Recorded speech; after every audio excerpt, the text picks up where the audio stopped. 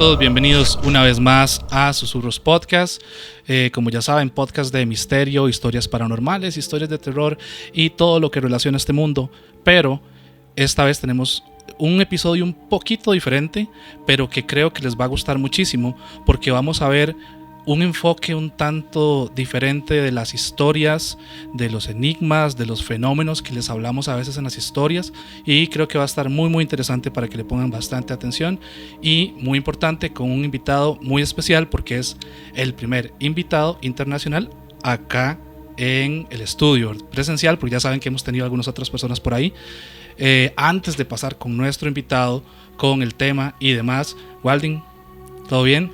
Todo bien, mae, muchas gracias. Y mae, sí, un episodio yo creo que muy especial y que lo estamos grabando el día antes del CIFA 2026, perdón. También, mae, antes de empezar y de pasar con nuestro invitado súper especial del día de hoy, les quiero recordar a todas las personas que están viendo nuestro contenido que le den like al episodio, que comenten, y si aún no están suscritos, que se suscriban a nuestro canal. Y nos pueden encontrar en otros medios de podcast también, como Susurros Podcast. Nos sirve mucho también que comenten en Spotify, que nos den las 5 estrellitas, de verdad eso nos ayuda muchísimo. Y yo creo que sin más, mae, vamos con un invitado que realmente yo tenía muchas ganas de que estuviera por acá, porque le da un enfoque diferente a todos estos temas que nosotros estamos hablando, pero a pesar de que es diferente, también es muy importante llegar a reconocerlo, ¿verdad? Claro, porque nosotros hablamos mucho desde las experiencias, pero cuando hablamos un poquito desde la ciencia, como que a veces uno le hace un poquito más de clic las cosas, ¿verdad? Claro. Entonces vamos a presentar a nuestro invitado. Tenemos a Ramsés de León, que voy a presentarlo, me dice si estoy equivocado, como investigador en el campo de la parapsicología y los fenómenos en la expansión de la conciencia. Bienvenido. ¿Sí? Muchísimas gracias, y también un placer estar aquí. Muchísimas gracias por la invitación. Quizá ahora ya me presionan un poco siendo el primero internacional, pero intentaré estar a la altura de este espacio. No, buenísimo. Nosotros encantados de que estés por acá. Te agradecemos muchísimo. Bueno, y también hay que agradecerle mucho a Isela y a la gente del CEPCR, porque ustedes están acá gracias a ellos, sí, ¿verdad? Claro. También. Y no, cero presión. Hoy estamos muy emocionados y estamos seguros de que la vamos a pasar muy bien conversando sobre algunos temas que nos llaman mucho la atención. Una de las primeras cosas que queríamos hacer es que nos expliques un poco lo que haces, como mencionábamos un poco fuera de cámaras, a qué te dedicas, tal vez los equipos con los que trabajas y todo esto. Claro, como bien mencionas, soy investigador de la parapsicología. Ahorita quizá vamos un poco más a la parapsicología, pero tirando un poco el tema del currículum, en México soy el presidente del Centro de Investigación de la Sintergia y la Conciencia, el CISC, investigador de esa unidad de investigación del CISC, la Unidad Parapsicológica de Investigación, Difusión y Enseñanza.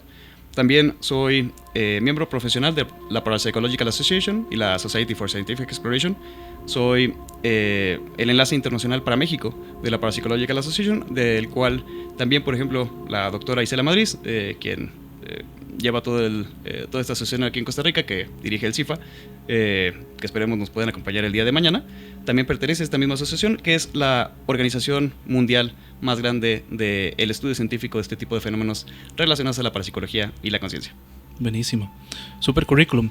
Y para ir entrando en temas, nosotros cuando conversamos un poco de esta temática, hablamos mucho de la conciencia, pero hay varias maneras de definir conciencia.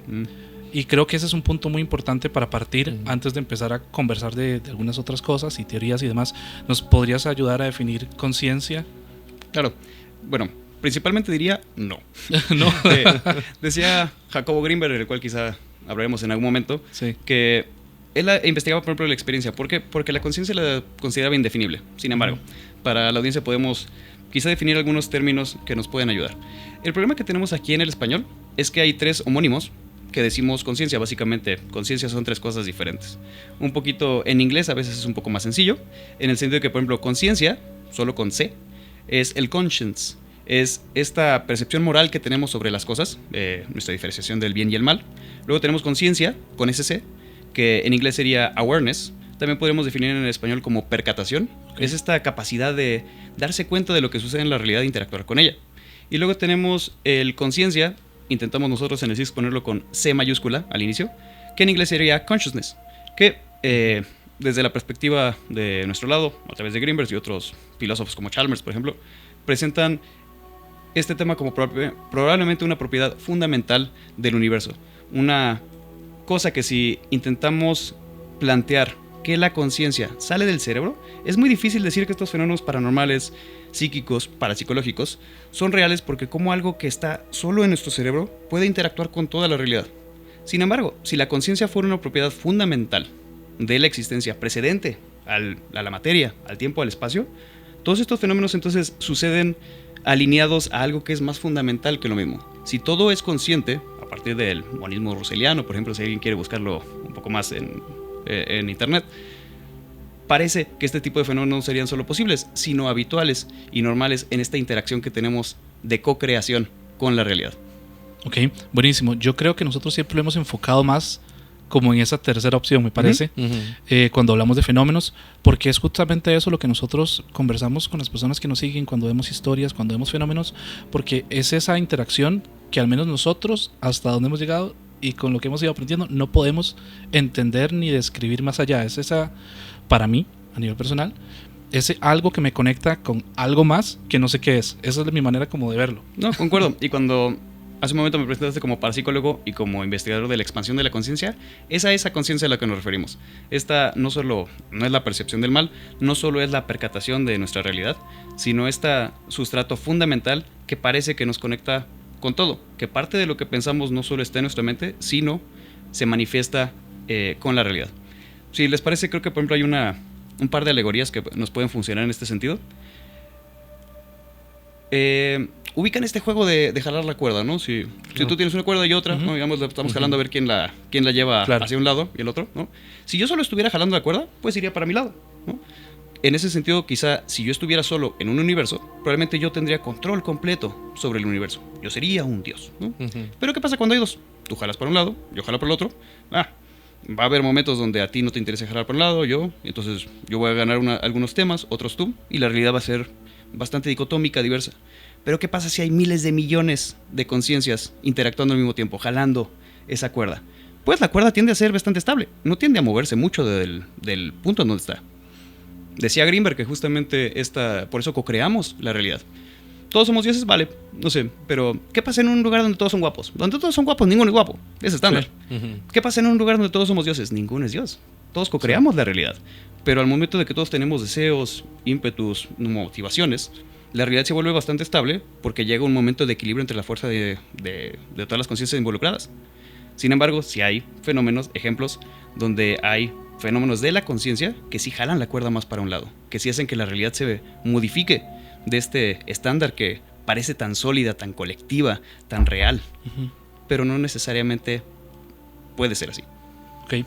Eso me llama mucho la atención porque si nosotros lo vemos incluso desde un punto de vista esotérico, incluso tal vez podemos pensar en las personas que tienen, como decimos, un canal abierto diferente a otras, que son estas que pueden modificar, ver, alterar la realidad, cosas de cierta manera.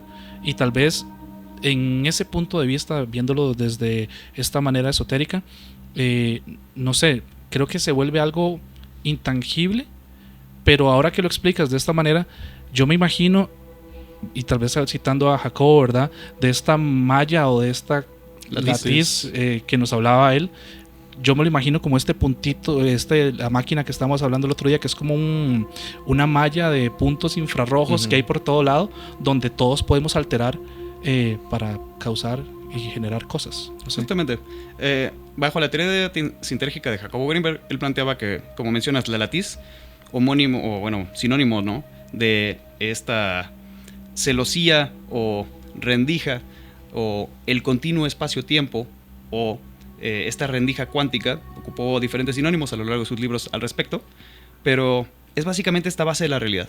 ¿Qué pasa cuando un ser es consciente? Tiene un campo neuronal. Él siempre intentó hablarlo desde la fisiología, era un neurofisiólogo, justamente bajo la idea de que nosotros, empezando por los humanos, a través de la interacción que tenemos de nuestras neuronas, generamos algún tipo de campo, él lo llamó el campo neuronal, que interactúa con esta latiz, con esta rendija, ¿no? Regresando a mi alegoría, si solo yo interactúo con la latiz se va a deformar de tal manera de acuerdo a mis pensamientos, a mis deseos, a mis motivaciones. Pero si todos estamos interactuando a través de nuestros campos neuronales con la latiz, se genera lo que él llamaba el hipercampo. Okay. Y el hipercampo es básicamente la realidad colectiva. Este hipercampo es determinado por el promedio de los deseos o intenciones que ejercen nuestros campos neuronales sobre la latiz. Estas distorsiones de esta rendija es lo que da pie a la realidad. Pero a final de cuentas todos estamos interactuando todo el tiempo con esta latiz. Ahora, aquí hay un tema, por ejemplo, también sobre los niveles de conciencia. Bajo esta perspectiva, que también él tomaba, donde la conciencia es un sustrato de la realidad, hay entidades que todo es consciente. Yo soy consciente, el teléfono es consciente, las piedras son conscientes. Sin embargo, hay motivaciones que no todos tienen motivaciones o deseos. Una piedra probablemente no tiene deseos políticos, emocionales. Probablemente los deseos de una piedra es no me muevan. Y ya, ¿no? O sea, lo demás, abstención, ¿no? Si la realidad es una democracia, pues la piedra dice abstención en la mayoría, ¿no? Los humanos probablemente somos más complejos. Jalamos la cuerda de otras maneras, ¿no? Los animales también tienen otros deseos, las plantas otros. Y probablemente a pesar de que todos colaboramos en la co-creación de la realidad, si hay personas, o dependiendo del nivel de conciencia que tengan las entidades involucradas en estos sistemas, van a definir o alterar la realidad un poco más, o simplemente es una votación a favor, en contra o abstención. Hay muchas entidades que se abstienen de votar en algo y serán los demás que determinen un poco por dónde se mueve más la realidad. Sí, de hecho. Bueno, yo creo que con esta pequeña introducción podemos dar paso al siguiente tema que traíamos, que precisamente habla sobre Jacobo Grinberg, que nos va a llevar realmente a por qué está Ramsés Derón aquí en Costa Rica en este momento, ¿verdad? Y nos va a explicar un poco más sobre su trabajo también. Entonces quisiera yo preguntar de qué trataba el trabajo de Jacobo Grinberg. Grinberg justamente abarcó diferentes aspectos de la investigación sobre la experiencia, que nos dan connotaciones sobre la conciencia, pero particularmente sobre la experiencia humana. La base teórica de la teoría sintérgica es esta que acabamos de comentar, la relación entre los campos neuronales y la latiz generando el hipercampo. Hay muchas connotaciones ahí, como los niveles de conciencia, que acabamos de hablar en este momento, o los orbitales de conciencia, que a través de ciertos procesos de entendimiento, él les llamaba neuroalgoritmización, podemos decodificar ciertas partes de la realidad. Como mencionabas, hay personas que pueden escuchar, tener ciertas percepciones, más habilidades que les ayudan a decodificar pedacitos de esa latiz o de esa interacción que les permiten tomar una quizá mayor participación en la definición del hipercampo o de la realidad colectiva. Entre más orbitales de conciencia tengas, probablemente tienes un nivel de conciencia más amplio y entonces puedes alterar la realidad de una manera mucho más impactante. Sin embargo, si hablamos directamente de lo que investigó Jacobo, es bastante amplio. Algunos de estos ejemplos, quizá el más conocido, por ejemplo, fue el trabajo que él realizó con chamanes. Particularmente podríamos hablar de Pachita, de Bárbara Guerrero, esta chamana que tenía una capacidad curativa extraordinaria. No solo investigada por Jacobo Grinberg, sino como otras personalidades como Salvador Freixedo, como Alejandro Jodorowsky, Alfredo Villoldo y Stanley Krippner hicieron un libro, The Realms of Healing, que también hablan sobre la investigación que realizaron con Pachita. Es decir, no solo fue Jacobo. Y lo que parecía, lo que se reporta que Pachita podía hacer era justamente insertar un cuchillo que no tenía filo sobre las personas, hacer un tipo de ritual y manifestar o materializar ciertos órganos, intercambiarlos por los órganos disfuncionales o con fallos de las personas y poder incrementar el nivel de salud o sanar básicamente a las personas. En este sentido, con la teoría de Jacobo, quizá Pachita tenía un nivel de conciencia muy elevado. Tenía diferentes orbitales de conciencia desarrollados que quizá la mayoría de las personas no pudieron. Nuevamente, todos interactuamos con la realidad. Pero una persona que tenga más orbitales de conciencia, que tenga un nivel de conciencia más elevada, probablemente podía llegar a ser estas manifestaciones tan poderosas como las que realizaba Pachita. Ahora, está también el tema, por ejemplo, de la visión extraocular. Él también trabajó con niños en donde les vendaban los ojos, les hacían deprivación sensorial, básicamente diferentes capas de cómo tapar los ojos y evaluar si podían llegar a tener una percepción sobre las cosas que estaban enfrente de ellos, aún sin la visión habitual, sin la visión de la retina, ¿no? De la visión del ojo habitual, con extraordinarios resultados. De ahí podemos saltar algunas de las investigaciones que hemos realizado. Nosotros también ya investigamos sobre esta parte de visión extraocular. Hay muchas investigaciones en el mundo que se están enfocando, particularmente ahorita, hay un renacimiento del tema de visión extraocular en España, en Alemania, porque parece ser una habilidad extremadamente fácil de desarrollar, particularmente en niños. ¿Por qué niños y no adultos? Es otro tema, pero Jacobo se enfocó particularmente en la investigación con chamanes, su parte de visión extraocular, temas de el potencial transferido, que es este tema de... Es un protocolo de investigación sobre telepatía, donde podemos decir que separaba a dos personas en cuartos diferentes, hacían una meditación o un enlace inicial, verse directamente, tener una experiencia personal intensa, y después lo separaban en diferentes cuartos. Y luego lo que pasaba es que fotoestimulaban a uno, le mandaban flashes de luces a una persona, y esos flashes de luces se detectan en tu cerebro, en la parte del córtex visual. Hay potenciales evocados, hay líneas en el electroencefalograma. Sin embargo, si las personas estaban muy conectadas, parecía ser que aunque estimularan a esta persona, la otra persona en un cuarto completamente separado, su cerebro parecía detectar esos mismos haces de luz. Es un fenómeno telepático, algo que está sucediendo en tu mente, reflejado en tu cerebro, lo está experimentando la otra persona. ¿Por qué? Porque comparten una realidad, al parecer en ese momento, o un canal mucho mejor definido entre ambos. Entonces, también investigó sobre alteraciones gravitacionales, es decir, psicoquinesia. Abarcó diferentes espectros de la experiencia humana, particularmente en este tipo de fenómenos psíquicos, que podemos decir parapsicológicos, paranormales, temas de tecnicismos, pero su investigación fue bastante amplia, escribió 47 libros, claro. No todos científicos, y con un gran rango de documentación y teorías al respecto. Sí. ¿Cree usted que Jacobo Grinberg hubiese llegado a esto sin Pachita? Yo creo que no, bajo el sentido de que él mismo lo documenta, que justamente la base de la teoría sintérgica fue la interacción con Pachita. No es que él no hubiera detectado o visto temas psíquicos previos, pero algo tan manifiesto como aparentemente aparecer órganos y curar a la gente de un impacto tan fuerte, le hizo reflexionar mucho sobre su cosmovisión, sí. El entendimiento que él como neurofisiólogo, con un doctorado en Estados Unidos, con todos sus años de estudio, no parecía que la ciencia actual, académica, podía cubrir lo que él estaba viendo. Entonces planteó una teoría que hasta el momento, a pesar de que hay muchas otras teorías de la conciencia en el mundo, yo sí considero que la teoría de Jacobo Grinberg es la mejor del mundo, es la que más explica más cosas. Hay otras, como la de James Carpenter, First Vision. Hay otras teorías que justamente nos hablan de ella, pero Jacobo realmente tiene muchos términos. Hemos mencionado unos 7 aquí. Sí. Tiene aproximadamente 30, que son todas abstracciones. Ninguna de esas la podemos comprobar realmente. No tenemos una máquina que evalúe el hipercampo, o la latiz, o el campo neuronal, o los orbitales de la conciencia. Sin embargo, generan una teoría muy fuerte, tiene sentido, y parecen explicar muchos de los fenómenos que podemos hablar, o al menos nos dan un lenguaje con el cual poder explicar algunas de estas experiencias, aun si es de momento quizá difícil o altamente improbable de comprobar. Por eso es una teoría, no la hemos podido comprobar actualmente. Pero quién sabe, quizá en un par de años o en varios cientos de ellos. Y pensando un poco en este trabajo de Jacobo, si bien sabemos que hay cosas que no se pueden comprobar, pero cuando hablabas de los experimentos, ¿puedes ponernos tal vez el ejemplo de 1 o 2 donde sí tuvimos algún tipo de dato consistente, donde podamos hablar, no sé, de psicoquinesis o alguna de las habilidades que hemos mencionado? La visión extraocular también. Claro, sí. Justamente la visión extraocular es una de las que más se ha investigado sobre esa línea recientemente, y si hay evidencia. Todo lo que trabajó Jacobo sí fue con evidencia. Hay algunos trabajos que fueron replicados, otros con resultados mixtos. Eso es importante decirlo.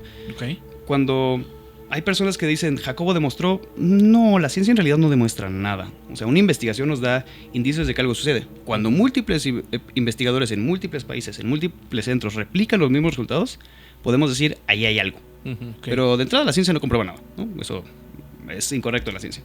Sin embargo, nos da indicios de cómo algo probablemente funciona, cómo algo sucede. Y nuevamente, muchas de sus investigaciones sí tuvieron replicaciones a nivel internacional, no todas con resultados exitosos. Probablemente las de visión extraocular han sido de las más exitosas. ¿Por qué?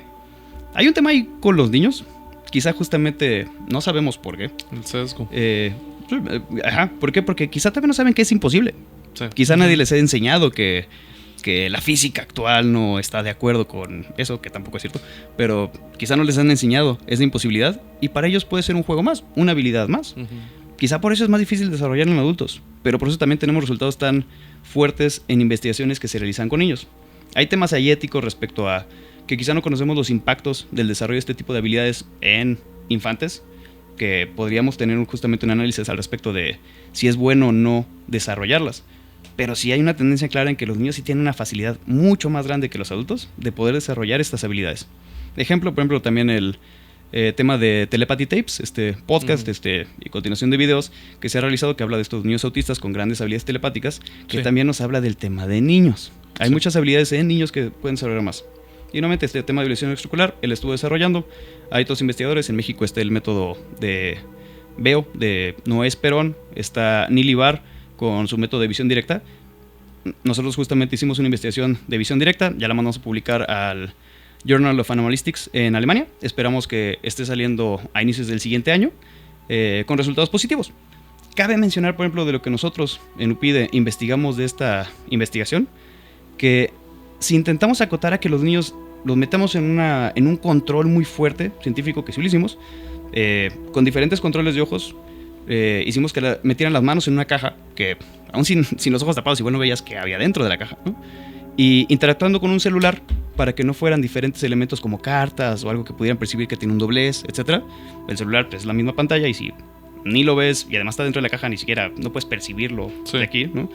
Y aleatoriamente cambiábamos las imágenes que había aquí, nos dieron resultados significativos. Estaban teniendo resultados atinándole más correctamente que la probabilidad, ¿no?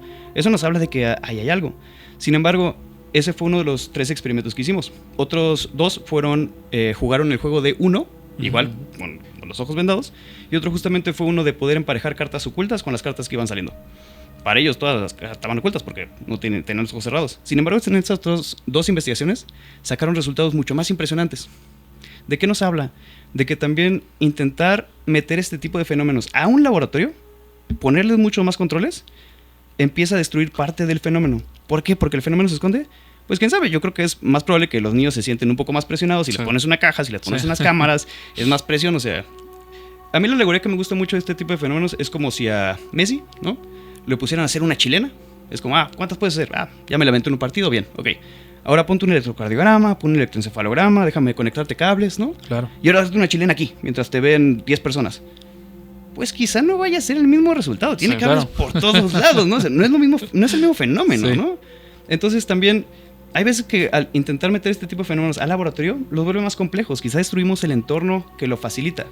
Hacer con los niños que sea algo lúdico, algo que sea divertido, que jueguen, parece ser que les ayuda más este tema. Quizá no es un tema de que el sujeto se aburre o hay un efecto de declinación, de que el fenómeno empieza a desaparecer. Quizás es un tema simplemente de motivación, quizás es un tema del entorno. Pero es parte de lo que seguimos investigando. Sí. Hay mucho que recorrer al respecto. Ahí, tengo una pregunta, perdón que te interrumpa. ¿Cómo se maneja entonces si se hace de una manera más lúdica? Porque si estamos, ¿verdad?, cableados y todo, me imagino que lo pueden ver por algún impulso en el cerebro, en alguna parte, ya nos dirás. Pero si se hace de alguna manera con juego más lúdico, ¿cuál es el método de evaluación para saber que están teniendo resultados? Lo que, por ejemplo, nosotros hicimos en estos 2 experimentos adicionales fue justamente con simplemente cámaras y observación. Ellos están jugando y lo que pasa es que simplemente se están grabando y se analiza, ¿no? Sobre este análisis validamos qué tipo de información están compartiendo, que no le digan, oye, ¿qué carta tienes? No sé, tengo los ojos tapados, ¿no?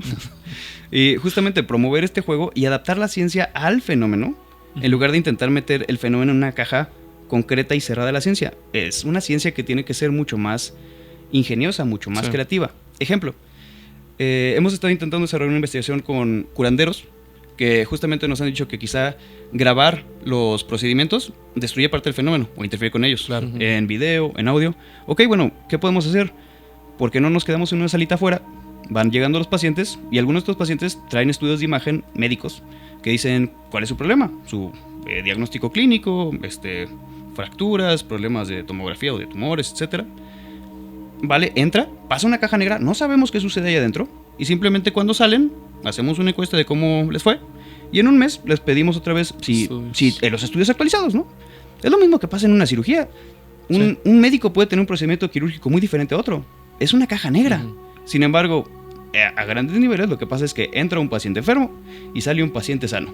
¿Qué pasó ahí adentro? Quizá no sepamos de momento, todavía no podamos interferir, pero por lo menos podemos tener un seguimiento de cómo sí podemos estudiar algo del fenómeno, quizá desde afuera. Por supuesto, a la ciencia le encantaría grabar cada procedimiento, medir cada sentir, pero si hay forma de adaptar la ciencia a estos fenómenos, que quizá al momento de intentar meterlos al laboratorio, empezamos a destruir las variables que le permiten manifestarse en la realidad. Sí, vamos a otro fenómeno, me voy a ir por otro lado, pero va a ser algo similar, digamos, pero vamos al fenómeno ovni, precisamente. Muchas personas dicen, ¿por qué los contactados no llegan con una prueba física de que estuvieron en una nave o lo que sea? Eso puede llegar a destruir el contacto en sí. Y yo sé que muchos pueden decir, es que no es real, es esto, lo otro, no tenemos las pruebas, pero vamos a lo mismo. A final de cuentas, usted está interfiriendo en un proceso en que puede resultar bien o puede resultar muy mal si está ahí haciendo la observación, siento yo. Y hay fenómenos que son muy personales. Yo la verdad no me siento tan... no soy experto en el fenómeno ovni.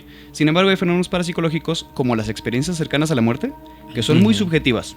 Uno lo vive, son personas que llegan a un estado crítico de muerte, usualmente literalmente están muertos fisiológicamente, hay un detenimiento del corazón, no hay actividad ni en los pulmones ni a nivel cerebral durante un par de segundos o minutos, y cuando regresan reportan cierta experiencia, son revividos literalmente. Lo curioso es que la gran parte de estos repiten ciertos ciclos o ciertas acciones que parecen muy similares, independientemente de la edad, del género, de la cultura, de la ubicación física, como justamente es esta experiencia de túnel, sí. La percepción con un guía, sea una figura religiosa, un familiar, perciben una visión paradisiaca, llegan a tener un mensaje sobre si deben o no regresar, etc. Hay aproximadamente, según yo, 20 pasos, de acuerdo a la investigación de Bruce Grayson, que plantea mucho este tema de experiencias cercanas a la muerte, pero son muy personales. Uno no puede meterse al cerebro de la persona, no puede meterse a sus recuerdos, no lo puedes medir, no lo puedes evaluar.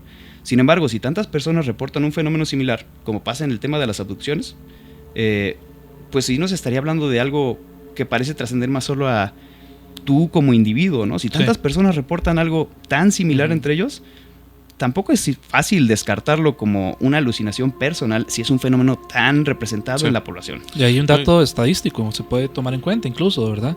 De personas que han tenido estas experiencias cercanas a la muerte, si tenemos un dato, un número, es una estadística al fin y al cabo. Correcto. Sí. Con esto también del fenómeno ovni, e incluso son personas que no tienen acceso a tecnología como la tenemos nosotros en este momento, por así decirlo, ¿verdad? Ahora, con la parte de la CCM, yo conozco un caso se me vino a la mente así precisamente por eso, porque fue una persona que ella me contó que una vez estuvo en una sala de operaciones y falleció creo que por 1 minuto, 2 minutos, una cosa así, muy poco realmente, pero que ella recuerda haber llegado a un lugar, haber seguido este túnel, haber llegado a un lugar, haber estado en un campo, no sé qué, hablando con una persona, que esa persona le dijo, no es su momento, devuélvase, y a la hora de volverse ya ella volvió en sí. Y cuando despertó fue después de la operación. Entonces a mí estas experiencias me gustan mucho y me parecen muy interesantes, porque entonces significa que todos estamos conectados precisamente en este tipo de experiencias cercanas a la muerte. Todos estamos conectados, o hay algún patrón que tal vez por haber interiorizado lo que nos han dicho es lo que vemos. Y es algo muy curioso justamente de la percepción o algún tipo de cientificismo, de un dogma científico que actualmente vivimos en la sociedad. Déjenme preguntarles algo. ¿Ustedes creen en los arcoíris? Visualmente, sí. Es lo que se ve. ¿Tienen evidencia de un arcoíris? ¿Alguien ha tocado un arcoíris? ¿Lo han puesto en una cajita? O sea, si ustedes hablan, por ejemplo, con quizá algún derivado de un reptiliano, ¿no? Algún reptil humanoide que hubiera, ¿no? Ellos probablemente, no sé, no verían arcoíris, ¿no? Justamente eso es un fenómeno óptico de los bastones iconos que tenemos en los ojos, ¿no? Hay animales con los que si pudiéramos hablar no verían los arcoíris. Sí. Todos los humanos diríamos, no, pero ahí está, ¿no? Tengo fotos, ¿no?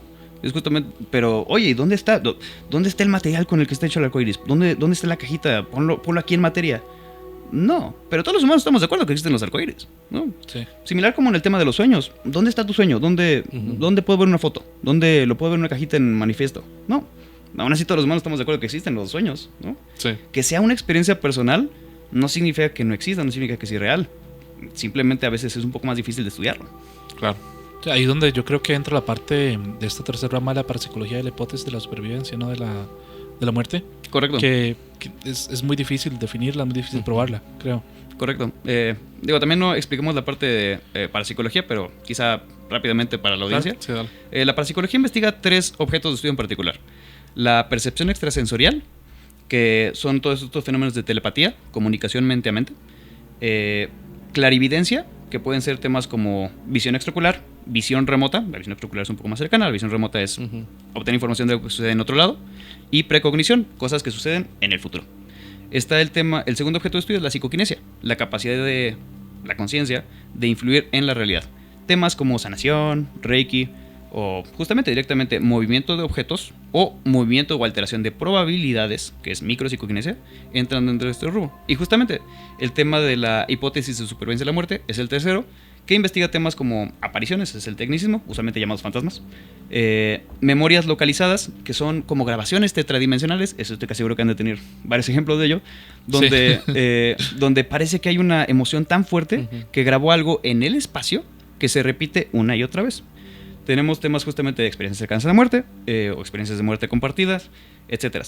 Por ejemplo, quizá aquí hay una división interesante en cuanto a los conceptos, porque cabe mencionar, la parapsicología realmente no puede explicar cómo suceden las cosas o cómo suceden este tipo de fenómenos.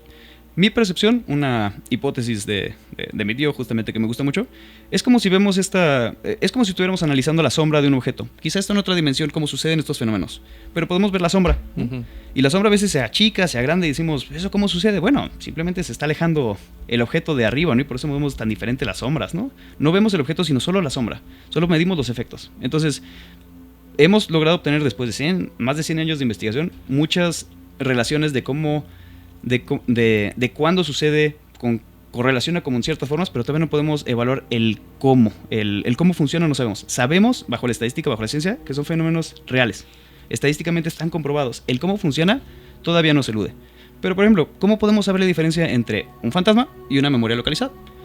Con un fantasma parece ser que podemos interactuar. Hay cierta agencia. Oye, toca 2 veces de uno, toca 1 veces y sí, ¿no? Los famosos ROP. Exactamente, a través de RAPs puedes justamente interactuar con esta entidad. Pero estos ejemplos de, por ejemplo, en el sanatorio, ¿no? De aquí de Costa Rica, que afortunadamente Cela Madrid nos pudo acompañar y explicarnos un poco de la historia tan interesante de este lugar en Costa Rica, nos hablaban de algunos ejemplos de fenómenos que aparecían ahí, ¿no? Como por ejemplo la visión de una monja, ¿no? Que justamente cruzaba aparentemente durante un pasillo una y otra vez. Si esto es cierto, no digo, por ahí justamente platicamos con Pablo, también de su equipo, justamente sobre ciertas visiones de esto, pero es un buen ejemplo. Si algo sucede una y otra vez, usualmente a la misma hora, y no puedes interactuar con ella, le dices, oye, hola, no voltea, no contesta a una agencia, parece como justamente una memoria localizada, parece un fenómeno que sucede una y otra vez. Aquí en el español le llamamos usualmente casas embrujadas o embrujamientos. No tienen que ver necesariamente con la brujería. Usualmente, parece ser, son eventos traumáticos de usualmente la muerte de una persona que se quedan grabadas en este espacio. Si puedes interactuar con ello, puedes diferenciarlo de un fantasma. Un tercer caso, por ejemplo, son la psicoquinesia recurrente espontánea, o en llamados usualmente casos poltergeist. Sí. ¿Qué pasa? Se está moviendo justamente unos objetos, unos vasos salen volando, pensamos que es un fantasma, pues, pero no es una memoria localizada porque no se repite una y otra vez. Y usualmente la causa común es que hay una persona, usualmente un infante, no solo sucede en infantes, solo los adolescentes tienden a tener mucha más emocionalidad en su experiencia de vida, que tienen un problema emocional, y parece ser que la única manera de cómo sacarlo es a través de la manifestación en la realidad. Cuando se le da atención psicológica a estas personas, el fenómeno tiende a desaparecer. Entonces no fue un fantasma, no fue una memoria localizada, es una persona que estaba expresando el trauma hacia afuera en la realidad, y justamente tienen propiedades similares. Algo se mueve, algo paranormal está sucediendo. Sin embargo, hay diferentes maneras de cómo clasificarlos, y sí podemos medio identificar algunas de ellas con este tipo de clasificaciones de operaciones. Ahora, ¿cómo suceden? ¿Por qué se ven o no se ven?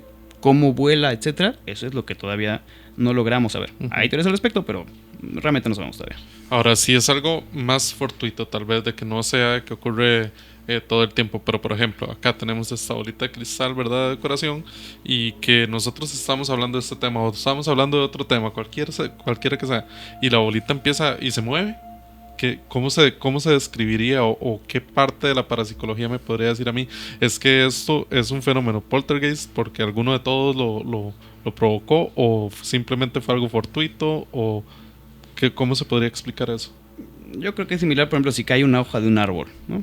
Okay. Fue el viento, fue la degradación de la hoja, fue la autoridad, fuiste tú que lo volteaste a ver y parte de ti la tumbó. Realmente no sabemos, porque es un elemento bastante aleatorio, ¿no? Sí. Sucede. Sin embargo, sí podemos hablar de los temas de la aleatoriedad. Justamente, no tenemos máquinas para medir la energía, para medir estos fenómenos, por eso tampoco sabemos muy bien cómo funciona. Sin embargo, la ciencia sí nos permite, a través de la estadística, evaluar ciertos elementos de acuerdo a la probabilidad. Usualmente en micropsicoquinesia, como mencionaba, se evalúa a través de generadores de números aleatorios. Estos básicamente los podemos ver como lanzadores de monedas, ¿no? ¿Qué pasa con una moneda? Puede caer cara, puede caer cruz. Podemos decirle 1 y 0. ¿Y qué pasa si lanzamos 100 monedas? Usualmente caen 50 y 50. Sí. Parece ser a través de la intención consciente. En promedio, el ser humano puede hacer una variación del 4 al 5%. Es decir, si ponemos una persona enfrente de un generador de números aleatorios a decirle, quiero que salgan más caras que cruces, tienden a salir 55 caras y 45 cruces. Tiende a haberse una modificación en la probabilidad. Entonces, podemos investigar justamente fenómenos de cómo la conciencia interactúa con la realidad a través de estos sistemas probabilísticos. También parece ser que entre más personas haya enfocados en un fenómeno en particular, más probabilidad hay de que ese fenómeno suceda. Si aquí tenemos a dos personas que están muy enfocadas en este espacio, en este podcast, que traen esta idea de que esta bolita va a moverse quizá en algunos momentos particulares o importantes dentro de la sesión, quizá están alterando la probabilidad de que no se comporte de manera tan aleatoria, sino que justamente nos indique que es el momento más interesante del podcast. Claro, eso es un poco lo que estábamos hablando, de jalar un poco más esa cuerda que estabas diciendo. Correctamente. Sí. Yo, por ejemplo, digo, pues, ¿y Ramsés qué quiere? Que la pelotita se vaya para acá o para allá. Abstención, ¿no? O sea, a mí no me importa, ¿no? Quizá ustedes sí, entonces hacen más enfoque sobre que ese fenómeno suceda. De hecho, esto me recuerda a algo que vivimos en la historia en el pasado, ¿verdad? Que fueron las famosas sesiones espiritistas. Eso pudo llegar a ser entonces que todos este tipo de fenómenos, de las mesas danzantes y demás se dieran por la intención que tenían las personas que estaban en el la lugar. Colectividad, sí. Y justamente, de hecho, hay un experimento muy interesante que es el de Philip Experiment, el experimento de Philip en Canadá. Fue hace aproximadamente unos 30 años, justamente que intentaron replicar las senses, estas sesiones mediumnísticas, pero ninguno de ellas era medium, era una replicación científica. Lo que dijeron fue, vamos a crear a un personaje que se llamaba Philip, era un capitán que había muerto en la guerra, tenía cierta historia, y justamente intentaron crear esta historia y hablaran con él, ¿no? Y a través de los raps, como decías, ¿no? Philip, ¿estás ahí? Contesta 1 sí, 2 no. Ah, ahí está Philip, ¿no? Lo que estaba interesante de esta investigación es que parecía que Philip solo podía contestar con la información que alguno de los integrantes de la mesa y que habían descrito el perfil conocía. Si le preguntaban, por decir, ¿quién va a ganar la lotería? No contestaba, ¿no? Ahora, ¿esto es un fantasma? ¿Es psicoquinesia? Usualmente el tecnicismo que ocupamos para una entidad generada por una conciencia colectiva se le llama egregor. No es un fantasma, no es psicoquinesia, porque no es un poltergeist, porque sí es un poco consciente, sí saben que lo crearon, pero parece que una entidad creada por el colectivo parece que puede tener cierta agencia, al menos para responder un rap, ¿no? Al menos tocar un poco de tener cierta manifestación en la realidad. Hay un concepto en psicología transpersonal que se llama emergencias espirituales. De aquí hay un caso muy interesante que me contaba el doctor Stanley Krivener, que mencionaba, por ejemplo, a una persona que decía que estaba poseída y que la perseguían los perros del Averno.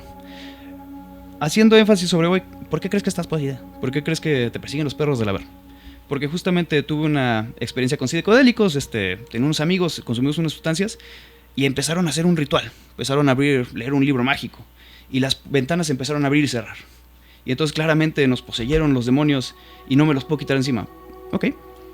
¿Pero por qué estás poseído? ¿Que te ha pasado algo? ¿Has tenido problemas en tu trabajo, en tu familia? No, pero claramente eso me pasó. Rascando un poquito de la historia, nos damos cuenta que él venía de una familia muy católica.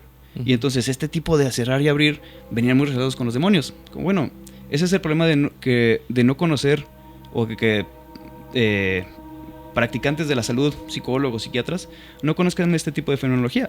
Probablemente lo que tuvo es una emergencia espiritual, tuvo un fenómeno de conciencia colectiva donde los chavos querían justamente que pasara algo mágico, ¿no? Porque estaban leyendo un libro ritualístico, empezaron a percibir un fenómeno psicoquinético provocado o inducido por sustancias, y justamente él ya solo percibió o se compró la idea de que eso estaba directamente relacionado con un demonio.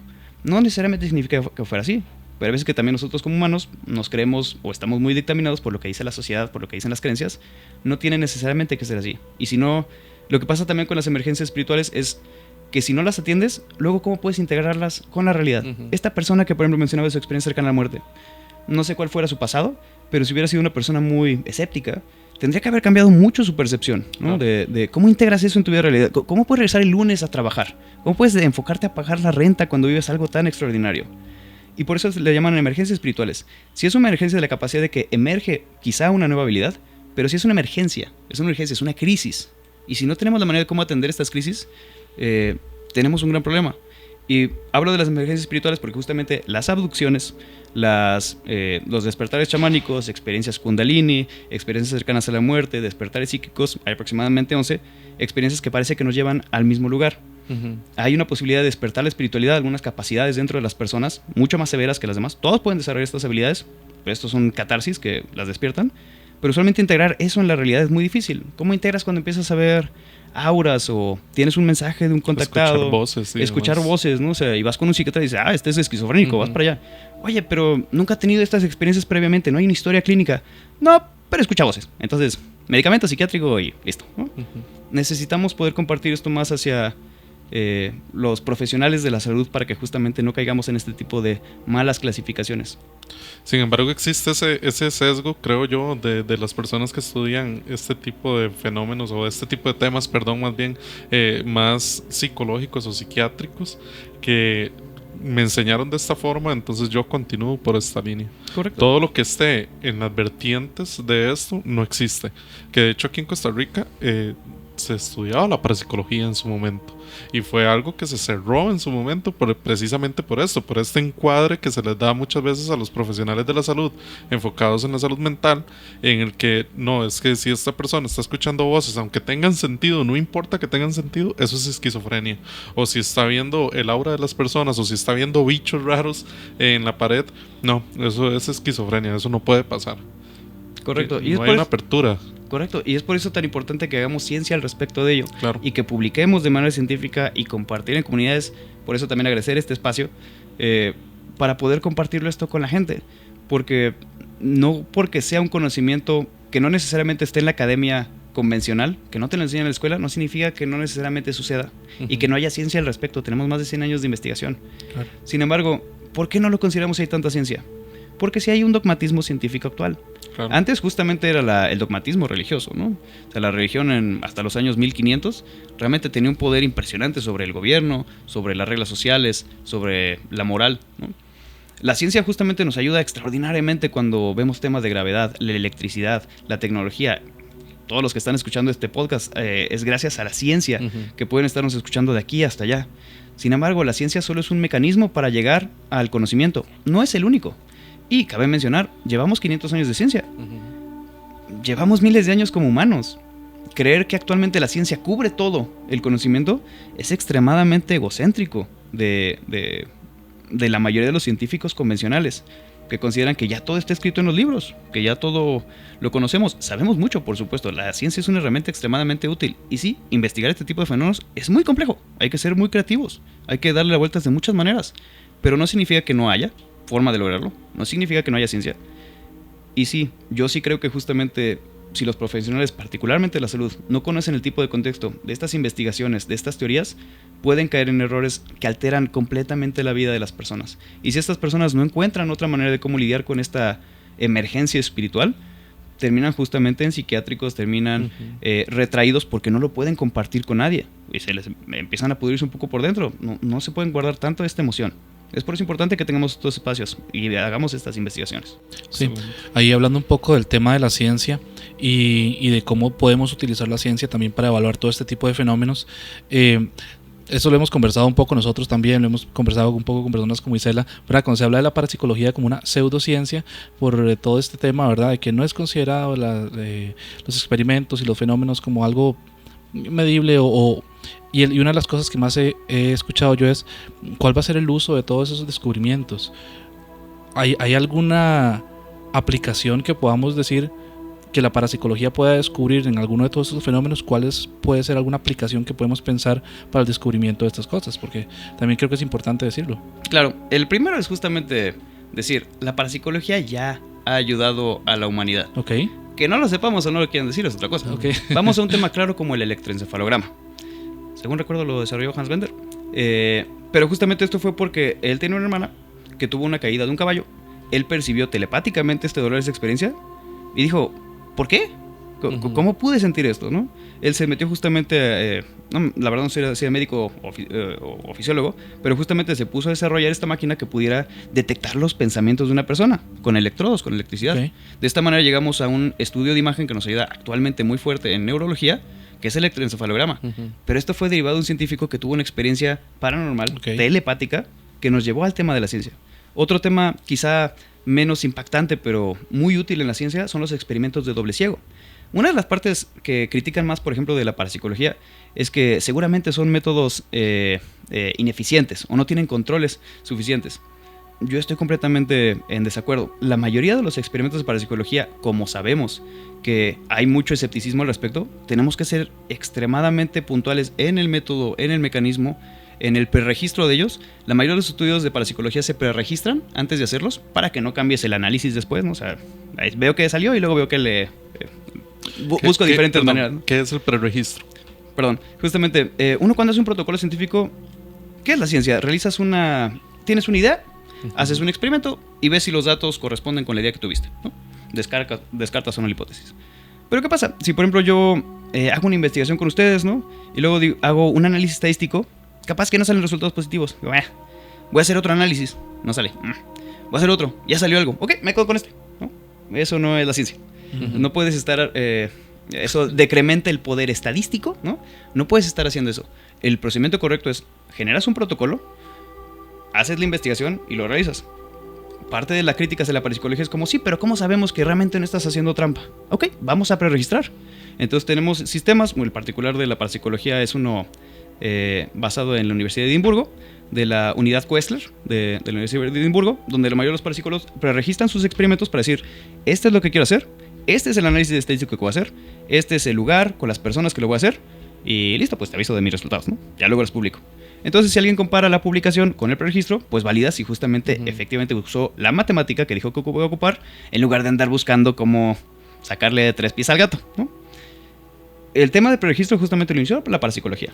Un tema adicional, por ejemplo, es el tema del doble ciego. ¿Qué pasa? Si yo hablo contigo, si tú eres un medium, ¿no? Y yo hablo contigo, pues probablemente te estoy pasando cierta información en mi tono, en mi voz, en mis ademanes, ¿no? ¿Cómo sé que tú no estás haciendo algo que se llama cold reading, ¿no? Lectura fría, que es básicamente de acuerdo a cómo yo respondo, si me hago para atrás, para adelante, lectura corporal, no estás tú decidiendo saber qué me dices o no, ¿no? Entonces, se implementan estos protocolos de doble ciego, donde tú hablas con un intermediario, yo hablo acá de este lado, y él es el que está justamente haciendo las preguntas. Yo nada más las paso. Entonces, cualquier información que tú tengas de mi lado es incorrecta, ¿no? Porque ya la pasé de este lado. Bueno, pero puedo hacer algo que pase de este lado a este lado. Hay un protocolo de certificación de mediums en el Windbridge Institute en Arizona, Estados Unidos, que tiene un protocolo de 12 niveles de ciego. Hay 12 controles entre la persona que dice una pregunta y entre la respuesta del medium. De esa manera nos encargamos que no haya pase de la información. Los protocolos de doble ciego que actualmente ocupan medicina y muchos protocolos científicos también nació en la parapsicología, en esta búsqueda de robustecer los protocolos. Ahora, eso es lo que ya hicimos. ¿Qué podemos hacer? Hay un fenómeno que se llama presentimiento, ¿no? Claro. Aquí una pregunta divertida, ¿no? ¿Ubican a Spider-Man? ¿No? Sí. ¿Creen que Spider-Man puede ver el futuro? Tal vez sí, ¿no? ¿Con qué? El presiente algo, ese... Sí, el sentido arácnido, ¿no? Sí. Ahora, el sentido arácnido, pues, no le dice qué va a pasar en 10 años, ¿no? O sea, le dice, oye, como en 3 segundos, ¿no? Va a haber un golpe, quítate, ¿no?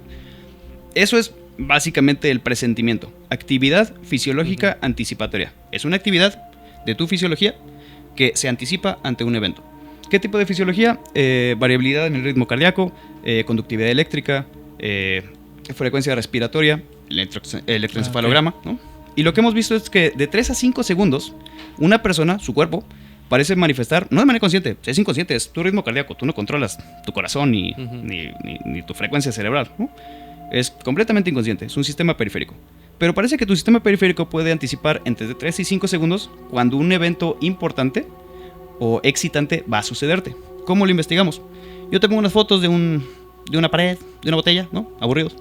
Y fotos, usualmente en hombres, funcionan fotos de... Si son excitantes, funcionan fotos de mujeres desnudas, escenas sexuales. O pueden ser justamente un perrito en una taza, ¿no? Es algo, no sé, algo que te haga, que te nazca el esta sensación. ¿Hay alguna alteración de alguna manera? Exactamente, fisiológica, o descuartizados, etcétera, cosas medio gore, ¿no? Te generan directamente una respuesta en la fisiología. Y si comparamos cómo se comporta tu cuerpo con estas imágenes aburridas, ¿no? Versus estas excitantes, el cuerpo sí parece manifestar de 3 a 5 segundos antes, tu conductividad eléctrica se eleva, tu variabilidad cardíaca baja o sube, dependiendo si es un estímulo negativo o positivo, antes de ver estas imágenes. Sí. Hay un presentimiento. Ahora, ¿qué pasa si, por ejemplo, ponemos ¿cómo podemos evaluar la variabilidad cardíaca? En todos los gimnasios, cuando hacemos justamente ejercicio, vienen estos sensores, ¿no? Que te dicen cuál es tu ritmo cardíaco. ¿Qué pasa si ponemos esto en un volante y lo conectamos a los frenos? Tenemos una línea base de cómo es tu conductividad, tu variabilidad cardíaca. Quizá podemos incluso tener una línea base de tu conductividad eléctrica. Y si vemos que esto se desvía de lo normal, oye, quizá mande la energía a los frenos, porque quizá vas a chocar, ¿no? Claro. ¿Qué pasa si lo ponemos con los militares, ¿no? Cerca aquí del corazón, y empieza a pitar, ¿no? Pi, pi, pi, pi, pi. Oye, agáchate, quizás es una emboscada. Hay aplicaciones prácticas que se pueden desarrollar. Desafortunadamente en parapsicología, por varios de los contextos que hemos platicado, tenemos problemas de fondeo, etcétera, para poder llevar a cabo esta práctica. Claro. También estas ideas creo que son novedosas, las publicó Julia Mosrich y Patricio Tresoldi en los 2010, en esta década. Entonces, también es medio reciente, ¿no? Pero reciente. Hay aplicaciones prácticas que sí podríamos hacer al respecto. Okay.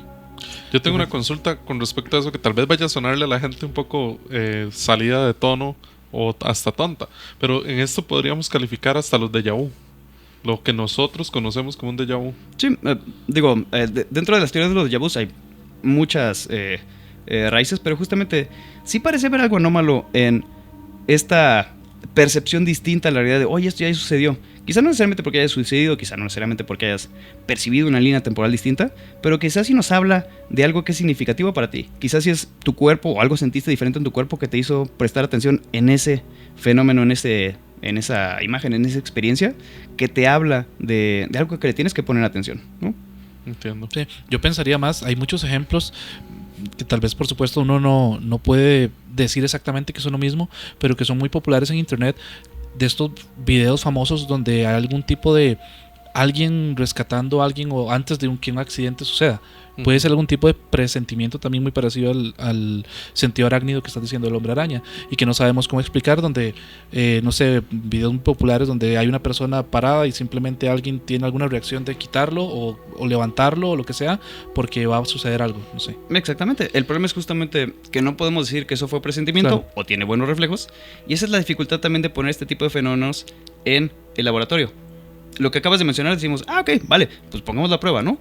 Pongamos un tren y tú lo avientas a él y vamos a ver si yo lo cacho, ¿no? Hay muchos temas éticos y de riesgo, ¿no? Similar al tema de experiencia cercana a muerte. Claro, vamos a matarlo un par de segundos. Hay mucho riesgo en poder emular ese tipo de investigaciones, ¿no? Y es a lo que me refiero, de intentar poner el fenómeno en el laboratorio, usualmente es extremadamente complejo. De hecho, con las SM yo quisiera volverme un momentito porque hay muchas personas que hablan que después de tener una SM se despierta como ese sentido más espiritual, como esas capacidades cognitivas que tal vez nosotros no las vemos normalmente en las personas. Pueden ser premoniciones, pueden ser, qué sé yo, ver auras, personas que realmente empiezan a manifestar capacidades extrasensoriales muy distintas a las que ya tenían antes de. ¿Esto cómo lo ve la parapsicología?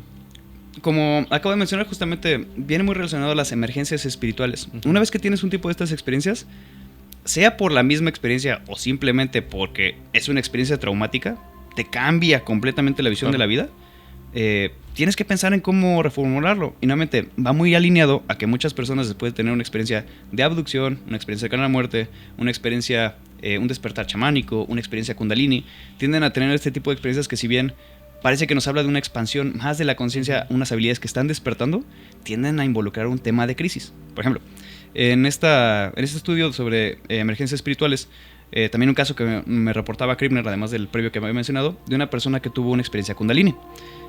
El kundalini, no sé si lo han explorado, es justamente esta idea de esta energía, particularmente bajo las religiones asiáticas, o espiritualidad asiática, de los chakras, ¿no? Y al momento de tener alineados los chakras, puedes despertar la serpiente kundalini, estar alineado y llegas a un estado a veces de iluminación o empiezas en un proceso iniciático. Hay varias prácticas de justamente a través de la respiración o meditaciones de cómo lograr esto. Esta persona estaba ejerciendo un taller de respiración holotrópica de Stanislav Grof, que es un mecanismo justamente para hacer este tipo de despertares, tiene que ver justamente inducido por la investigación en psicodélicos que hizo Stanislav Grof antes de que los prohibieran. Eso es otra historia. Pero básicamente esta persona tuvo esta experiencia. Se vio expandida con el todo. Se hizo una comunión con todo el universo. Podía percibir a las personas alrededor, a sus maestros, etc. Hubo de alguna manera una desconexión. Y justamente cuando ella reporta que regresa a su cuerpo, no cabía. Y le dolía todo el cuerpo porque no cabía en su cuerpo. Y empieza a gritar. ¡Ah! Detienen el taller. Los maestros intentan atenderla, pero ¿cómo puedes ayudar a una persona que no cabe y que le duele? O sea, puede que no le doliera, puede que sí, pero la persona está gritando a la mitad de tu taller. Encontraron que extendiéndola como estrella, ¿no? Parecía que le ayudaba un poco a relajarse, ¿no? Después de un par más de respiraciones, meditaciones, pudo calmarse, pero aún se sentía sin caber. Le recomendaron, y justamente fue el proceso terapéutico, estuvo nadando 3 meses. Ella reportó que con el nadar le ayudaba justamente a acomodarse un poco mejor, y después de 3 meses logró regresar a esta sensación de poder estar adentro. Como, oye, muy padre, tuviste una expresión, una unidad con el todo, podías percibir los pensamientos de tus compañeros, una experiencia muy bonita. Pero ¿qué pasa si lunes tienes que ir a trabajar? No quepo, me duele todo. Jefe, no puedo trabajar porque me duele todo el cuerpo. ¿Qué te pasó? Tuve una experiencia de meditación y respiración y ahora no quepo en mi cuerpo. O sea, ¿de qué hablas? ¿De qué hablas? Quiero el reporte, ¿no? O sea, sí. Es difícil, ¿no? Lidiar con este tipo de experiencias, pero las personas sí reportan tenerlas. Y quizá justamente que sería un psiquiatra, ¿no? Toma aquí medicina para que ya no te duela, ¿no? Si no, aquí hay un tema para que te adormezcas psicológicamente, tienes ahí algún tema medio loco, ¿no? No necesariamente son los procesos adecuados. Ahora, tampoco es como que la parapsicología o los estudios de la conciencia tengan un mecanismo. Digo, tenía a esa persona jalándola como estrella y luego se puso a nadar. No, todavía tenemos mecanismos adecuados de cómo atender, obviamente, todo este tipo de experiencias. Sin embargo, si no las investigamos, si no las compartimos, si no seguimos este tipo de seguimientos, no vamos a poder ayudar a las personas que tengan este tipo de temas. Ahora, otra consulta, ya esto con la visión extraocular. ¿Se han investigado en algún momento las implicaciones que tienen realizar esto en niños?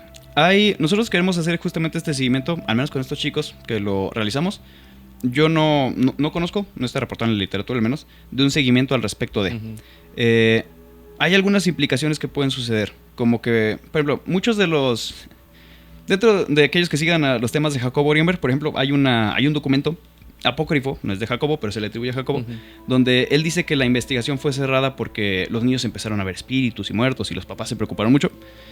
Cuando ves el libro, creo que es justamente es el de la luz, pero no me acuerdo cómo se llama. Creo que es La luz engelmática, creo que se llama el libro, donde habla justamente mucho de estas experiencias y la investigación que hizo con los niños. Más bien habla justamente cómo el programa terminó particularmente por la escuela, porque los papás se quejaban mucho de que los niños ya no les hacían caso en casa. ¿Por qué? Porque empezaban no solo a tener esta visión extraocular, sino a empezar a pensar o detectar los pensamientos de los papás. ¿Tienes que hacer tal cosa? No quiero. ¿Por qué? Porque estás pensando en esta cosa, ¿no? Oye, ya, ¿cómo hago que mi hijo ya no me lea los pensamientos? Es como, híjole, no sabemos, ¿no? En ningún momento se reportó algo malicioso. No digo que no lo haya, no digo que no pueda haberlo. Al menos en esa investigación de Jacobo, de ese seguimiento, la investigación sí fue detenida porque justamente los papás empezaron a tener temor de las experiencias que estamos teniendo con los niños. No de manera mala, pero sí porque se estaban metiendo un poco más en la relación padre-niño, que es difícil tener. Hay una dinámica de autoridad, y si yo sé qué es lo que tú estás sintiendo, percibiendo, es más fácil que me revele un poco más, ¿no? Pero esto es un primer paso a la telepatía también. Entonces, bueno, entiendo obviamente el temor de los padres y demás, sí, porque a final de cuentas, obviamente yo no voy a querer que mi hijo sepa lo que yo estoy pensando, pero ¿qué tal si eso se trabaja en un grupo más amplio de la sociedad o tal vez una muestra más grande, no 20, 30 niños, sino, qué sé yo, en toda una escuela, llegar a trabajarlo? ¿No se puede desarrollar esa telepatía entre esos niños? Parece que sí, justamente al menos uno de los chicos con los que nosotros trabajamos, y eso me refiero nuevamente con la emergencia espiritual. Nosotros trabajamos sobre visión extraocular o el método de visión directa de Neil Barr. Sin embargo, al momento de que empiezan a desarrollar esta habilidad, empiezan a desarrollar otras, como este tema de telepatía. Algo que pasó muy interesante, por ejemplo, con uno de los chicos, le gustaba mucho jugar fútbol. Me comentaban los papás que no era tan bueno, pero después de tener estas sesiones de visión directa, el niño empezó a ser un súper goleador. él reportaba que era porque podía predecir a dónde se iban a mover los chicos, y entonces pues, era muy sencillo meter gol, sabía qué es lo que estaba pasando, como si lo viera. Él reportaba que lo veía desde arriba, como que él decía, ¿no?, que el método en el que él ve, la experiencia es muy diferente entre los niños. Algunos perciben que si lo ven directamente, de aquí hay una ventanita a la altura de sus ojos que se empieza a abrir y entonces se empiezan a ver. Otros que voltean a ver para acá arriba, como los ojos para acá arriba, y más bien como que salen de su cuerpo y hay una, como si ellos estuvieran viendo desde arriba y ven entonces lo que hay allá afuera, ¿no? Este era el ejemplo de este niño. Él reportaba que al momento de hacer visión directa, se sale de su cuerpo y puede percibir desde arriba lo que pasaba. Y es lo que decía que pasaba en los partidos. Él, parte de su conciencia, salía de su cuerpo, podía ver lo que estaba haciendo arriba y entonces tenía una visión amplia del campo y además podía predecir un poco cómo se movían los niños. Entonces tenía una ventaja competitiva relevante, que si bien no podemos decir que eso era por la visión directa, pues el resultado cuantitativo del número de goles que metía, pues sí es relevante y significativo, ¿no? Y esto lo hacía de manera inconsciente ya. O lo hacía... Lo hacía de manera automática, pero sí de manera consciente. Él sí decía que ocupaba la visión extraocular para ser un goleador, le encantaba, pues. Ahora el goleador estrella, ¿no? ¿A qué niño no le gustaría? Sí, ¿no? obviamente. Qué interesante realmente, porque entonces esto implica que nosotros podemos utilizar la visión extraocular no solamente para los experimentos que se estén realizando, sino incluso, qué sé yo, voy manejando y veo que la persona que va al frente va a hacer un movimiento brusco y yo puedo evitarlo también. Correcto. Ahora, aquí por ejemplo hay una parte interesante sobre esta parapsicología, porque todo suena muy padre, ¿no? Sin embargo, si a mí me preguntan ¿por qué entonces la parapsicología con este tipo de ejemplos? Oye, ¿Ramsés está documentado? Sí, está documentado. ¿Hay investigaciones? Sí, 100 años. Entonces, ¿por qué no es conocido? ¿Por qué no lo investigamos? Vale, no lo entendemos todo. Tampoco entendemos la física cuántica y estamos desarrollando computación cuántica y nos está ayudando muchísimo. ¿Le entendemos completamente? No, sí entendemos varias partes, pero no entendemos completamente la física cuántica. Aún así está generando desarrollos tecnológicos extremadamente útiles. Todo el tema de la inteligencia artificial generativa. Sabemos la base arquitectónica, y no me voy a meter ahí en la parte técnica. También soy una persona que conoce bastante de este tema. Pero no podemos... sigue siendo una caja negra. Hay procesamientos en las redes neuronales de transformadores, para los que quieran el tecnicismo, que no nos permite la observabilidad de cada uno de los procesos. Sin embargo, ¿de qué es útil? Es muy útil. Sí genera ciertas cosas que pueden ayudar o pueden eficientar ciertos procesos. ¿Por qué esto, que también parece ayudar a ciertas cosas, no lo investigamos más? Podríamos decir que justamente hay una élite que nos controla y no quiere que este conocimiento se sepa. Yo no lo creo. No digo que no haya élites o que no quieran controlar cosas, pero no creo que sea tan así. En el tema de Jacobo, por ejemplo, que dice, no, es que la CIA lo secuestró porque sus investigaciones eran súper importantes. Yo conozco muchos otros parapsicólogos que trabajaron con Greenberg, siguen vivos actualmente, han desarrollado más libros, más teorías. Obviamente, sí creo que la de Greenberg sigue siendo la mejor, pero han desarrollado otras investigaciones o sobre las mismas líneas de investigación, como nosotros. Y no los desaparece la CIA. Ahí hay otros temas justamente de su desaparición que podríamos hablar, pero no me interesa mucho clavarme en ese punto. Pero entonces, ¿por qué eso? O sea, ¿qué es lo que la gente... o son simplemente los academicistas que dicen, es que psicológicamente no es posible? Claro que sí. Si hablas con los psicólogos, hablan de que hay mucho simbolismo justamente en este tema de los fenómenos. Por ejemplo, cuando hablamos del fenómeno poltergeist, hablaba de gente que usualmente tiene traumas. Hay ejemplos muy claros de, por ejemplo, violaciones dentro de la familia que no permiten que vayan a estudiar a otros lados. Hay un caso medio famoso, justamente, un par de casos famosos, desafortunadamente, de violaciones dentro de la familia, donde la educación se mantuvo en casa para no compartir información con el resto. ¿Y qué pasa? Empezaron a manifestarlo en la realidad. Es la única manera que pueden sacar. ¿Qué es lo que sucede? Entonces, ¿por qué no? Eso a nivel psicológico. Y a nivel físico, hay muchas teorías también al respecto. Las de Rupert Sheldrake sobre campos mórficos que tienen sobre bases cuánticas. Las de Dean Radin. Hay mucha investigación en física que sí puede representar el por qué. No me voy a meter mucho al tema también del fenómeno observador de la física cuántica del experimento de Albert Rendija, pero al menos Dean Radin en IONS, en el Instituto de Ciencias Noéticas en California, sí demostró cómo meditadores pueden mejorar la correlación del enlazamiento cuántico o justamente hacer que pasen más por una rendija que el otro. Es similar al tema de la aleatoriedad que hablábamos de esta bolita, ¿no? Sí hemos demostrado que la conciencia puede alterar fenómenos cuánticos. Entonces la física sí dice que sí, la psicología dice que sí. Entonces, ¿quién dice que no? Hay también una realidad muy clara de la experiencia humana, que es que si todos somos dioses y si todos co-creamos la realidad, significa que mis pensamientos sí afectan lo que sucede. Significa que si yo digo, mi mamá es muy mala, ojalá se muera, ¿no? Quizás ese pensamiento sí afectó de cierta manera.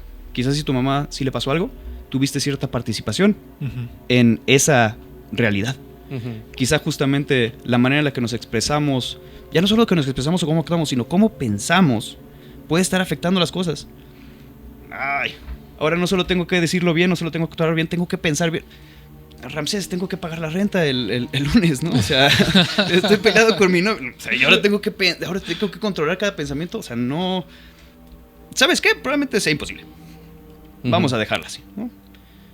Es muy difícil integrar este tipo de conocimiento, de momento, a la estructura actual del conocimiento. Es difícil y hay un miedo relevante. La Parapsychological Association, por ejemplo, va a tener un simposio en abril, justamente que se llama Fear of Psy, el miedo al Psy, a estos tipos de fenómenos, a los fenómenos parapsicológicos. ¿Por qué? Porque sí parece que hay un tema importante de que, a pesar de que nos gustaría que toda esta parte interesante, fascinante de la experiencia humana fuera realidad, hay una contraparte que es bien importante. Pasa, por ejemplo, como un último ejemplo, en los casos poltergeist. Mencionaba a estas personas que tienen estos traumas fuertes que solo pueden manifestarlos en la realidad. Y cuando se les da atención psicológica, el fenómeno tiende a desaparecer. ¿Por qué? Oye, ya nos dimos cuenta, te explicaste, vimos la correlación de cómo tú puedes mover objetos de la casa. Y lo logran hacer. Durante cierto periodo de tiempo en la atención, logran mover estos objetos. Y de repente el fenómeno empieza a decrementar. Ya no lo pueden hacer. ¿Por qué? Perdieron la habilidad, se les fue la magia, ¿no? Quizá el hecho de atribuirse a nivel personal algo tan fuerte como mover algo puede darnos mucho miedo. La realidad es que, por ejemplo, ¿qué tanta fuerza necesitarías para detener el corazón de una persona? No mucho. Quizás si yo puedo atravesar tu pecho y hacer esto, o sea, sería suficiente. Esto no requiere mucha fuerza. Si puedo mover un vaso, con mi mente quizá puedo hacer esto con una persona. Quizá hay limitaciones de dioses, de ángeles, o simplemente un sistema de homologación de la cuerda que mencionábamos. Quizá no queremos que nadie tenga tampoco tanto poder, es democrático.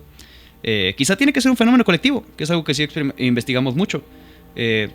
Y quizás si 1000 personas se ponen de acuerdo que esto tiene que pasar, bueno, quizá la realidad es muy democrática, ¿no? Sí. Pero probablemente una persona dedicada, enfocada, obsesionada con desarrollar una habilidad no debería de tener probablemente tanto poder.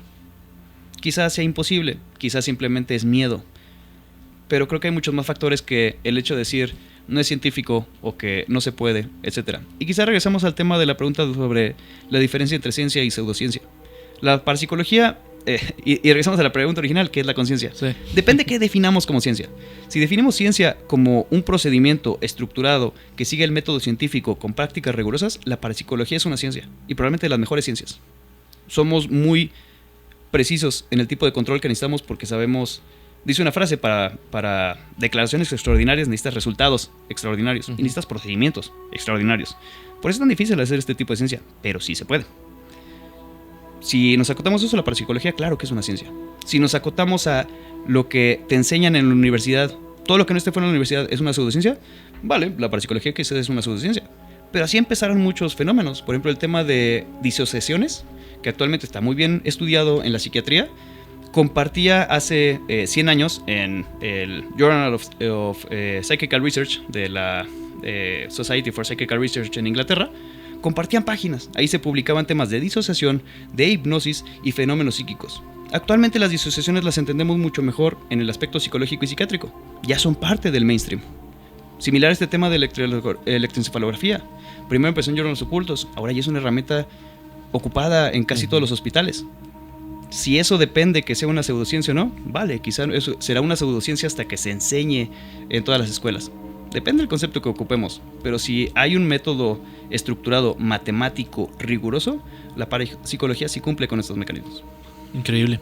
A mí por eso es que me encanta cada vez que conversamos sobre parapsicología, porque los fenómenos y los temas que nosotros conversamos acá, todas estas experiencias cercanas a la muerte, las conexiones con el universo, que se habla mucho de manera espiritual, digamos, o incluso hasta esotérica, es como meterlo en una teoría y tratar de darle respuesta a estos fenómenos que a veces no tenemos de respuesta. A mí personalmente me encanta. ¿Ibas a decir algo? Sí, incluso la famosa ley de la atracción, claro, podemos verla desde este punto de vista, ¿verdad? En que nosotros tres nos ponemos aquí a visualizar algo y podemos llegar a hacer que suceda también. No hay una explicación clara por qué sucedió, pero podemos hacerlo también. Correcto. El tema de la ley de la atracción, en su fundamento, es psicoquinesia básica. Tienes una intención, un deseo, y deseas que eso se manifieste en la realidad. Sin embargo, yo diría que aquí la audiencia, incluidos nosotros, desearíamos, quizá no explícitamente, pero inconscientemente, que mañana nos encontráramos 1 millón de... 10 millones de colones, ¿no? De $1 millón por aquí en la calle, ¿no? Sí, pero pasa lo de la cuerda, ¿no? Si todos desean $1 millón, nadie tiene $1 millón. Nadie tiene $1 millón. No, y aparte de eso va mucho también con el hermetismo, ¿verdad? La parte del mentalismo es precisamente esto. Yo lo visualizo para poder crear, ¿verdad? Correcto. Justamente, primera ley del que valió, ¿no? Sí. Pero justamente creo que también tiene que ver con... Si bien hay que tener cuidados con los deseos, con los pensamientos, quizá no podemos... todo, como es una realidad colectiva, quizá todo lo que deseamos no se puede cumplir. Pero quizás si enfocamos un solo pensamiento, un solo mantra, un solo rezo, un solo deseo, todo el tiempo, quizá, como decía, al menos incrementamos un 5% de probabilidad. Sí. Y 5% podrá parecer poco, pero oye, si hay 100 intentos y al menos en 5 y vas a tener 52, al menos 5% extra, es bastante. Dato curioso en cuanto a probabilidad, yo mencionaba hace rato, ¿no? ¿Hay problemas de fondeo en la parapsicología? Sí. Oye, ¿por qué no se van a Vegas? ¿No? Ya hacen justamente que no puedes predecir el siguiente número, no puedes predecir la apuesta, no puedes afectar psíquicamente la máquina. El tema justamente con las apuestas, sí se hizo, ¿no? Una investigación de la International Remote Viewing Association, el IRVA. El problema es que estadísticamente las máquinas o los juegos de Vegas tienen un 62% de gane de la casa, claro. ¿no? Y como digo, esta habilidad parece ser que tiene entre 4 y 5% de eficacia. Hay personas que tienen obviamente una proporción mayor. Fenómenos colectivos parece que tienen un incremento mayor en la probabilidad, pero no parece que podamos fondearnos a través de la psicoquinesia o precognición con estas máquinas solo porque la casa usualmente gana más. Sí, eso es como cuando pregunté de aplicaciones, eso es lo que estaba buscando. Bueno.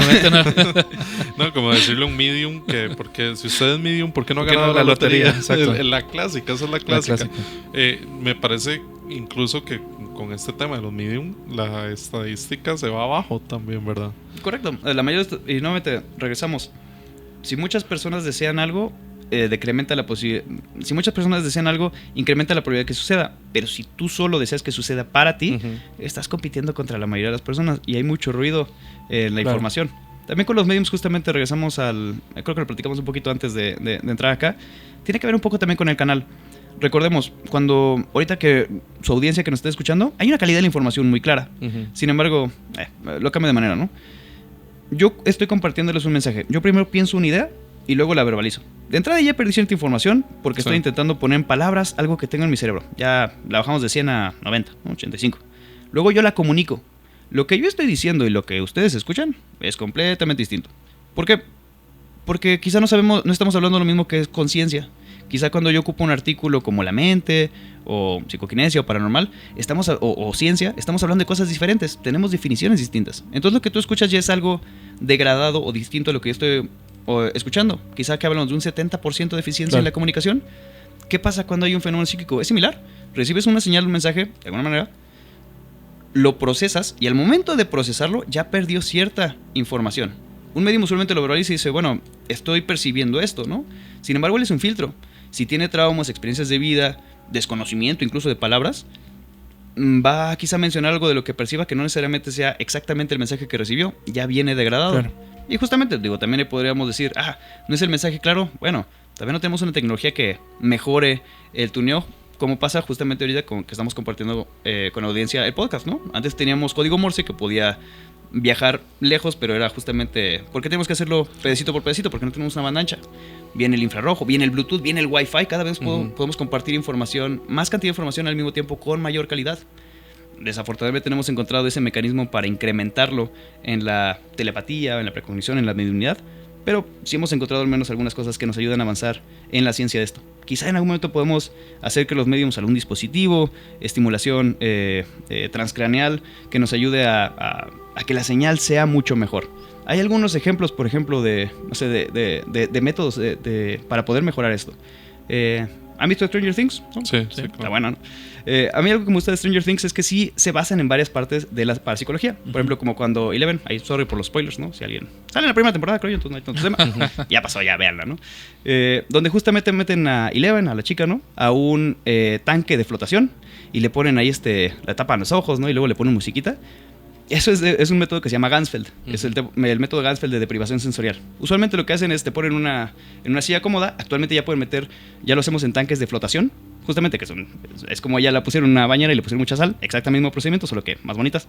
Donde justamente flotas, te sientes relajado. Usualmente te ponen pelotas de ping pong y te ponen una luz roja que esté pasando sobre las pelotas. Eso ayuda a que empieces a alucinar, empieza a generar estimulación visual en tu cerebro. Parece que tu cerebro interpreta como que ves algo, pero realmente no ves nada, es solo una estimulación. Pero ayuda en que empieces a percibir o manifestar visualmente cosas que te podrían estar llegando. Y usualmente ocupan audífonos con ruido blanco o ruido rosa para que justamente no haya... Tu cerebro se mantenga entretenido, esté despierto, sin embargo no dice nada de esa información. En ese tipo de deprivación sensorial del método Ganzfeld, parece que podemos refinar mucho más esa precisión, esa decodificación del canal. Ahora, esto lo podemos hacer en un laboratorio. No necesariamente los mediums ocupan este mecanismo en las sesiones presenciales, o si estás por la calle caminando y tienes un fenómeno telepático, no tienes este mecanismo. Quizá habrá forma de poder hacer esto un dispositivo más compacto, o etcétera, pero vamos, es un mecanismo que hemos podido desarrollar hasta el momento. Nuevamente, como reitero, no necesariamente podemos saber actualmente cómo funcionan estos fenómenos o todos los componentes que lo implican. Pero de que hay avances científicos y que se están reflejando en la cultura popular, como este tema en Stranger Things, sí hemos tenido avances en ese sentido. Que sin embargo, para mí la meditación es como una especie de privación sensorial también. Entonces podríamos compararla con este tipo de experimentos sin tener el tanque a la par, sino mi propio cuerpo, mi propia conciencia, empezando a apagar los ruidos que hay afuera y poder yo canalizar o llegar a tener una visión del futuro o lo que sea que me estén pidiendo en ese momento. Incluso escuchar una voz, que se puede decir, super yo, mi propia conciencia hablándome sobre cosas que no tendría forma de conocer también. Completamente de acuerdo. El problema de la meditación es que justamente sí tienes que estar como derechito, no te puedes quedar dormido, ¿no? O sea, por eso esta estimulación de visual y el auditivo es para que no te quedes dormido, ¿no? Y también el tema es que son caros. A mí me encantaría tener el fondeo para comprar un tanque de flotación. Están caras esas cosas, claro, ¿no? Uno diría, pues es pura agua con sal. Sí, pero mantener el mantenimiento y demás es difícil, ¿no? Pero sí hay justamente laboratorios, por lo menos en Inglaterra tienen uno Cal Cooper y su equipo, ¿no? Se me está yendo el nombre, pero bueno, ahí justamente en Inglaterra, me perdonarán, pero justamente están haciendo actualmente investigaciones con tanques de flotación, que justamente es como, bueno, ¿y cómo le pongo ruido blanco? Necesitan ser audífonos a prueba de agua, etcétera. Se requiere fondeo, ¿no? Y regresamos a la misma pregunta que también realizabas tú sobre ¿y por qué no hacemos esto en una escuela? Y un seguimiento después de tanto tiempo. Dinero. Se requiere fondeo. Sí, claro. La voluntad probablemente esté, pero... Sí. Claro. Bueno, Waldin Ramsés, ha sido una plática increíble que a mí por lo menos me ha volado mucho la cabeza y ha ayudado mucho también a alinear ciertos conceptos que uno personalmente por ahí tenía y que va acomodando respecto a las cosas que ya hemos conversado también en el podcast y a las cosas que hemos ido conversando con la audiencia. Ramsés, te agradecemos muchísimo por estar acá, por el espacio, porque ya es un poquito tarde también. Encantados. Waldin, ¿algo más para despedirnos? También antes de darle paso a Ramsés ahí para que también nos comparta un poco redes sociales, información y todo lo que gustes. Sí, yo nada más quería agradecerle a Ramsés nuevamente por estar acá y pedirle a las personas que vieron este episodio que si no entendieron nada, que se devuelvan y lo vean ahora con una perspectiva diferente también. Que yo creo que a final de cuentas, bueno, para mí fue súper enriquecedor todo demasiado. Lo que nos dijo Ramsés, de verdad fue excelente. Y nada, súper agradecido, Ramsés, de verdad, porque estás acá. Muchísimas gracias. Digo, igual para más información, digo, porque un podcast suena muy bonito, es como, Ramsés, ¿dónde están los datos? ¿No? Sí. Pueden obtener los datos particularmente en nuestra página web, cisc-sintergia.org, o directamente si entran a upide.org, entran a la parte de ese rubro donde están todas nuestras investigaciones. Ya tenemos varias publicadas, tenemos 6 envíos de publicación este año. Afortunadamente este año nos enfocamos mucho en publicar, ya en varios papers a nivel internacional. En redes nos pueden seguir como cisc.mexico o Parapsicología MEX para Cisc, el primer enlace, para UPIDE el segundo. Y nuevamente hacer el agradecimiento a la doctora Isela Lamadrid, la directora de la Sociedad de Estudios Parapsicológicos y Paranormales de Costa Rica, la CEPCR, que justamente es la que está promoviendo este Congreso Internacional de Fenómenos Anómalos, el CIFA, que sucederá el día de mañana aquí en Costa Rica. Y bueno, esperamos que justamente puedan darnos like y seguir para seguir promoviendo estas investigaciones sobre los estudios de la conciencia y la parapsicología. Buenísimo, encantados de tenerte, y a todas las personas que llegaron hasta este momento del episodio, muchas gracias. Ahí va a quedar la información, como siempre decimos, en la descripción del video para que vayan y busquen los datos como dice Ramsés, y eso sería, nos despedimos, hasta luego. Muchísimas gracias. Susurro.